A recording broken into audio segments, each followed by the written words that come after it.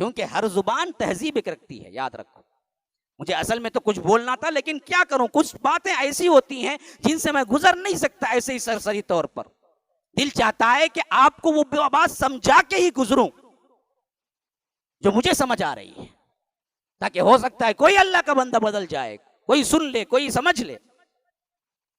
تو غرض کے میں بتا رہا تھا، یہ تمام چیزیں میں نے اس واسطے بتائی کہ ایک ایسا مکمل دین محمد الرسول اللہ صلی اللہ علیہ وسلم دے کے گئے تھے جس کے اندر کوئی خامی نہیں تھی، کوئی ٹیڑھ نہیں، کوئی کجی نہیں، اور اس کے اندر کوئی حکم ایسا نہیں جو نہ سمجھ میں آنے والا ہو، اور اس کے اندر عقیدہ کوئی ایسا نہیں جس کے اندر تم یہ کہہ سکیں کہ ہم کو سمجھ نہیں آتی. جب اتنے واضح دین کے بعد بھی لوگ کجروی اختیار کریں، بدعات و خرافات کو اختیار کریں، تو یہ دین کی ذمہ داری نہیں مسلمانوں، یہ تمہاری جہالت کی ذمہ داری ہے. اب آئیے ان نکات کے طرف جس کے لیے میں نے یہ تمہید باندھی. ربیع الاول کا مہینہ ہے، 5 ربیع الاول. ان ربیع الاول کے ابتدائی ایام میں اللہ کے رسول صلی اللہ علیہ وسلم کے میلاد کے نام پر کیا کچھ ہو رہا ہے ہر بچہ جانتا ہے. واضح شریعت تھی جس کے اندر کوئی کجی نہیں تھی، لیکن لوگوں نے کیا کیا، اس کو ٹیڑھا بنا دیا، اس کے اندر کجی اختیار کی. میلاد کے نام پر کچھ ایسی بدعتیں، حتیٰ کہ بڑے بڑے علماء، صلحاء اور موجودہ دور کے جنہوں نے میلاد کی مجلسوں کو دیکھا، وہاں کی خرابیوں کو دیکھا، ان کے اپنے جو ماننے والے ہیں وہ تک مخالفت کر گئے کہ نہیں کرنا چاہیے ایسا.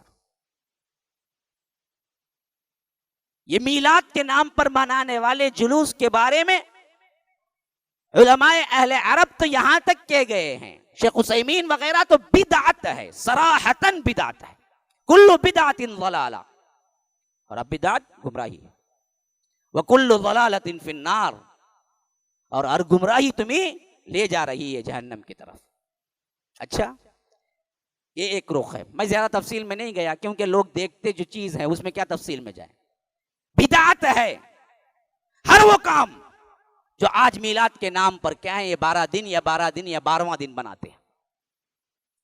لیکن تصویر کا ایک دوسرا رخ بھی تو ہے نا جی، اسے کبھی نہیں دیکھا. ہاں، ایک سکے کے 2 رخ جو ہوتے ہیں نا، یہی میلاد کا ایک دوسرا رخ بھی تو ہے. کبھی اس پر تم نے گفتگو کی؟ دیکھیے، اللہ کے رسول صلی اللہ علیہ وسلم کے پیدائش کا مہینہ بھی ربیع الاول ہے، وفات کا مہینہ بھی ربیع الاول ہے.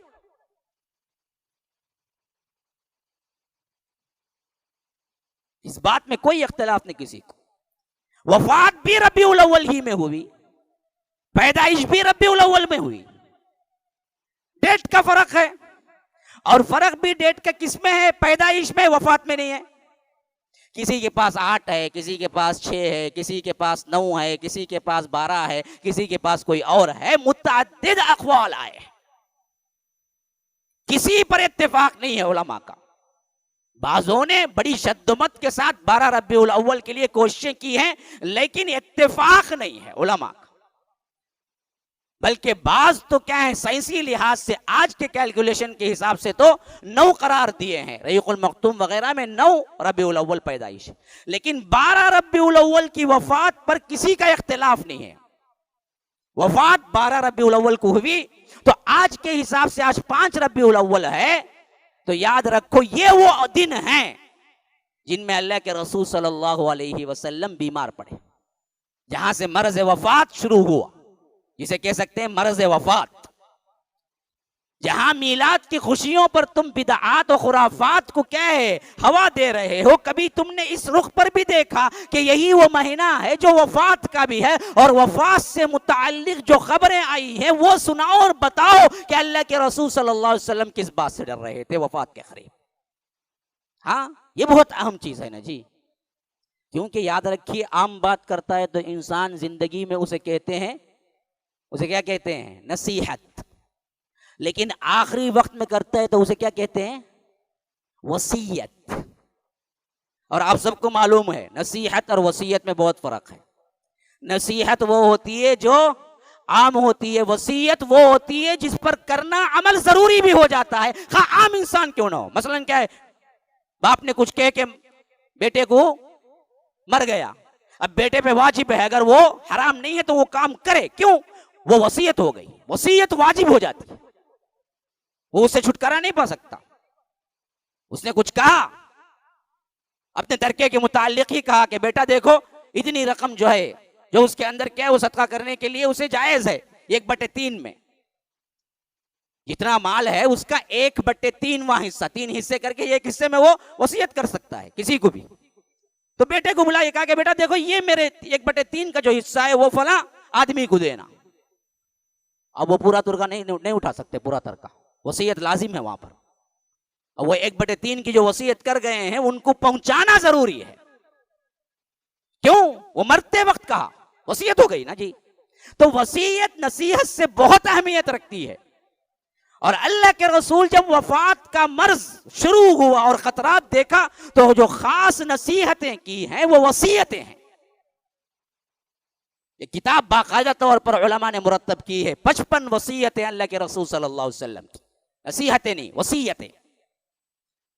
تو ایک رخ تو وہ ہے پیدائش پیدائش پیدائش، خالی حلوے، ہاں بریانی، لڈو، یہ کھانے کا یاد رہتا، جہاں چیز تمہیں نصیحت لینے کی وہ یاد نہیں رہتی۔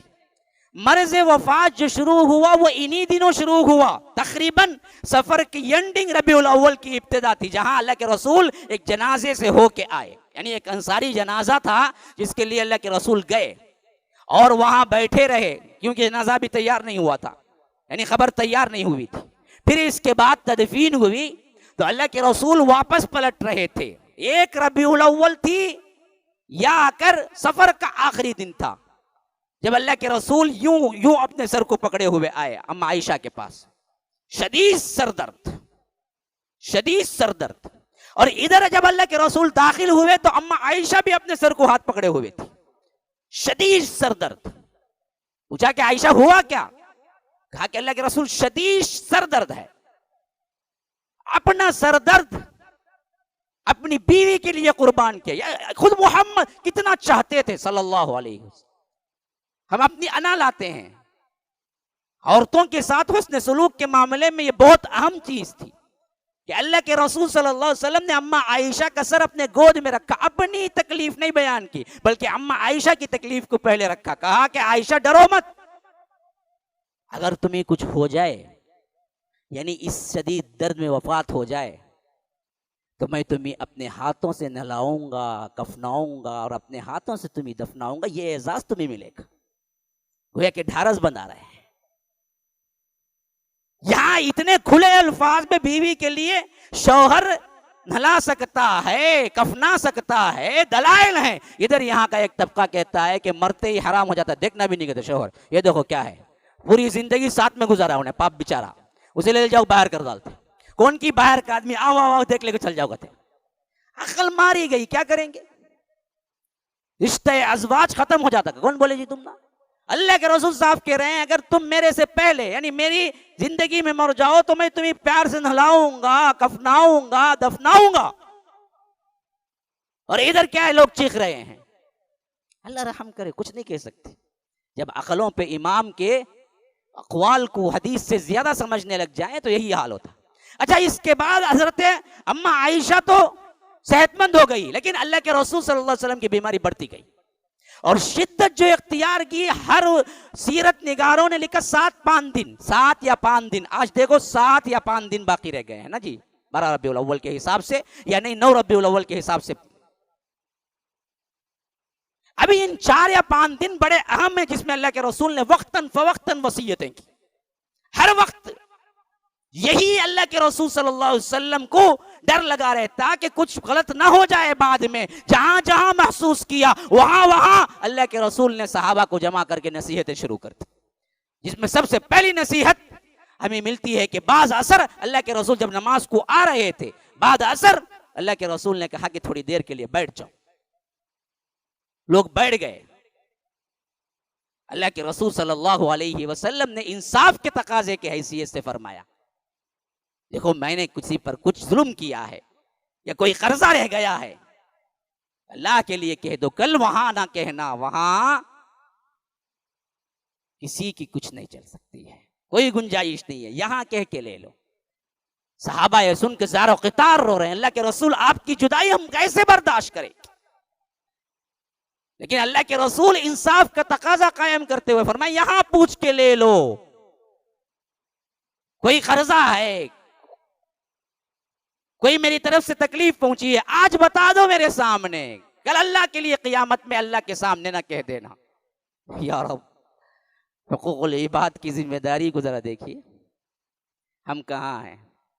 روزانہ چاروں کو کیا ہے مارتے ہیں، روزانہ چاروں کو تان کرتے ہیں، روزانہ چاروں پہ ظلم کرتے ہیں، اور کبھی احساس بھی نہیں ہوتا کہ کبھی کیا ہے جا کے جواب دیں۔ یہ تو محمد الرسول اللہ ہیں، لیکن صاف کہہ رہے ہیں کہ لوگوں ذرا دیکھ لو، مجھ سے کچھ لینا ہے لے لو، یہیں پر بات ختم ہو جائے۔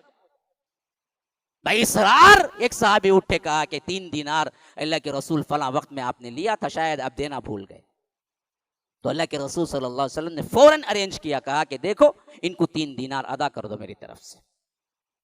اسی طرح پھر بعد نماز مغرب اسی دن آئے تو پھر ایک خطبہ دیا، جس میں اللہ کے رسول صلی اللہ علیہ وسلم نے بتایا کہ بندے کو اللہ نے اختیار دیا، ایک بندے کو چاہو تو رہو، چاہو تو میرے پاس آ جاؤ۔ اور اس بندے نے اللہ کی ملاقات کو پسند کیا تو صدیق اکبر رونے لگے۔ صحابہ نے کہا کہ اللہ کے رسول کسی بندے کا ذکر کر رہے ہیں، آپ روتے کیوں ہیں؟ کہا کہ وہ بندہ خود اللہ کے رسول صلی اللہ علیہ وسلم میرا جی اندر سے کہتا ہے، یہ ایمان میں سب سے فہم اور سب سے زیادہ سمجھدار انسان تھے محمد الرسول اللہ صلی اللہ علیہ وسلم کے امت میں۔ جان لیا تھا کہ اللہ کے رسول صلی اللہ علیہ وسلم کی رخصتی کا وقت ہے، رونے لگے۔ اللہ کے رسول کیوں پسند کیا آپ فوری جانے کے لیے؟ لیکن اللہ کے رسول فرما چکے تھے اس بندے نے یہ پسند کیا ہے کہ فوری ملاقات کو یہاں رہنا پسند نہیں کیا ہے۔ ہاں، یہ دنیا کیا ہے؟ مچھر کا گھر ہے، مکڑی کا جالا ہے، یا رہنا کیا ہے، لینا کیا ہے، دینا کیا ہے، مجھے جانا ہے مجھے۔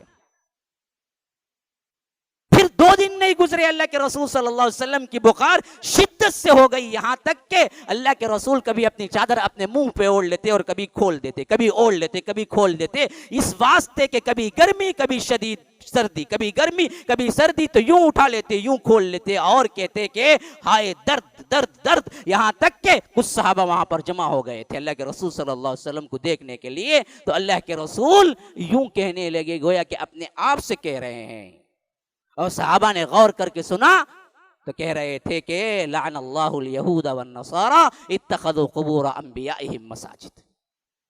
اللہ تعالیٰ یہود و نصارہ پر لعنت کرے، ان بدبختوں نے انبیاء کی قبروں کو مزار بنا کے چھوڑ دیا، مساجد بنا کے، سجدگاہ بنا کے چھوڑ دیا۔ خطرہ تھا اپنی قبر کو کیوں نہ بنا دیں گے، یہ اعلان کر رہے تھے، کیوں کہہ رہے تھے؟ خاص بار بار شدید بخار میں پردہ اٹھا رہے ہیں، چادر اٹھا رہے ہیں، پھر اٹھا کے رکھ رہے ہیں، اور یہ کہہ رہے ہیں ساتھ ساتھ لعن اللہ الیہود، کسی کو خاص خطاب کر کے نہیں بلکہ خود کہہ رہے ہیں تاکہ سن لے وصیت کے طور پر کہ میری قبر کو کبھی نہ بنانا مزار۔ جب اللہ کے رسول اپنی قبر کے سلسلے میں کہہ رہے ہیں تو پھر کون ہے جو اللہ کے رسول کے مقابلہ کر سکے؟ آج یہ بدبخت ہم ہی کہتے ہیں کہ ہم نے قبروں کو توڑا، اللہ کی قسم دین قبروں میں نہیں ہے، اور یہ سوال آج تک موجود ہے میڈیا کے اندر میرا کہ اگر صحابہ کے دور میں، تابعین کے دور میں تمہیں ایک قبر بتا دو، مزار بتا دو، نہیں بتا سکتے، یہ دین نہیں ہے۔ اور اللہ کے رسول کو خدشہ تھا کہ یہی معاملہ ہوگا کہیں، تو اس واسطے اللہ کے رسول بار بار کہہ رہے تھے کہ میری قبر کو نہ بناؤ، لا تتخذوا قبری عیدا، میری قبر کو عیدگاہ نہ بنانا، عرس میلہ نہ بنانا۔ یہی تو آج کر رہے ہیں میلاد کے نام پر، جس سے اللہ کے رسول نے روکا۔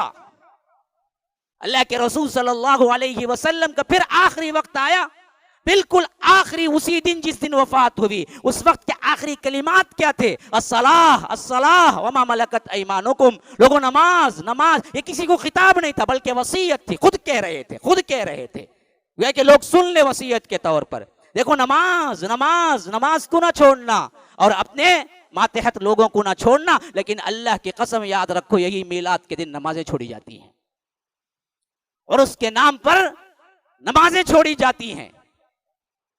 جن ایام میں وفات کا ذکر ہو اور وفات کے پیغامات اور نصیحتیں ہوں، انہی ایام میں ہم خوشیاں منا کے اللہ کے رسول صلی اللہ علیہ وسلم کی لائی ہوئی شریعت کی دھجیاں بھی گھیر دیتی ہیں۔ اس امت کو اللہ معاف کرے گا۔ اللہ کے رسول صلی اللہ علیہ وسلم ہمیں حوض کوثر پہ پانی پلائیں گے۔ جو امت اللہ کے رسول صلی اللہ علیہ وسلم کے اقوال اور وصیتوں کا مذاق اڑاتی ہے، تو یاد رکھیے یہ بڑا لمحہ فکریہ ہے جسے سوچنا چاہیے، سمجھنا چاہیے۔ ربیع الاول میں میلاد بھی ہوئی، وفات بھی ہوئی، اور میلاد منانے کا کہیں کوئی حکم نہیں، لیکن وفات اور ان سے وصیتیں لینے کا اللہ کے رسول صلی اللہ علیہ وسلم نے ہر ایک کو بتایا کہ تم کثرت سے موت کو یاد کرو، ڈرو، اپنے آپ کو نصیحت کو لو، تبدیل کرو۔ اللہ ہمیں سمجھ کی توفیق دے، اللہ تبارک و تعالی ہمیں عمل کرنے کی توفیق دے، اللہ کے رسول صلی اللہ علیہ وسلم کے اسوہ مبارکہ پر چلنے کی توفیق دے، اللہ تبارک و تعالی ہمیں بدعات و خرافات سے محفوظ رکھے، جب تک رکھے اسلام کے سیدھے شاہ راہ پر اپنی زندگی گزارنے کی توفیق عطا فرمائے۔